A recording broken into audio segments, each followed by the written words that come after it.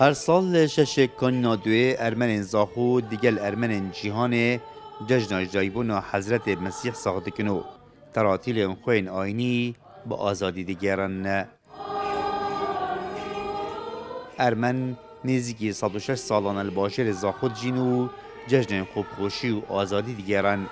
پشتیوه کشتار رمضان یا سردست عثمانیان لترکیه به سروان دهاتی جشنما هر سال شش کانون تدگیران الأرمن الحميد دولة العالمية بيروج جشن خودكن طبعا اب جشن دايقونا سيد المسيح وفي نفس الوقت جشن عماد السيد المسيح ام هر دو مراسم الايكروج دادكين الجشن حمي ارمني عالمي بيروسكن تايبت ارمني كردستان طبعا ارمن وكي حمي عالم زانن تعرض الجينوسايد بي تركيا سدست السلطات العثماني سال 1915 24 نیسانه طبعا وی وقت ارمن در بدر بین حچی هات کشتن هاتا کشتن یه جینوساید جی خلاص بی قصدا منطقه نزدیک حدودت خو کرن ارمنت آل شرنخه وانه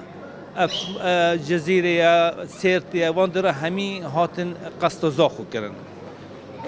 طبعا هنگه هاتین قصد زاخو کرن وکی چهان بجیم ترس قصد زاخو کرن نزانی دماسیر والویری جی چهان بد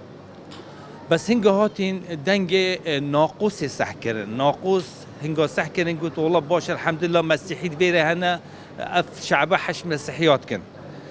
طبعا ناقوس هر يوم مسيحيه زنگا ديريه يعني هنگه او زنگا قولي بين قلت باش الحمد لله امي تشينا منطقك امان وناف ملتك باش اميجين طبعا خلكي جي وهنگه پیشوازی ملت ما ارمن کر ارمن زاخو دیارکن کو او چجار حزب بیانی بونا خوناکن لیوی باجریو سردم خو قرطال کرنش کشتار ارمن ترکیه و تا افرو لزاخو و بشک جباجار و باجارو که نهرمه با آزادی دیجین ارمن سال 1915 بشتی جنوساید ارمن هاتیه کرن جلا دولت عثمانیه و ارمن هاتنا زاخوش برکو زاخو دورک و سنوری بیا و کنجی بین زاخو 1915 و نوکه آکنجیت زاخوش نیزی که 750 حتی 900 کسانه و لسرانسری کردستان نزدیک 3000 ارمن هنه. اوجی پتریاوا لجباجر زاخوشونه آکنجی بینه لگنده آذری که گنده هاورس که سنتر پارزگاه دو که ول پارزگاه هاولره. علاقات ارمنا لگل همی پیکاتی و باجری گل باشه و ارمنجی يعني خو گنجان دينا قال خلق في باجري واموا خلق اصلي في باجري خو حسوت كن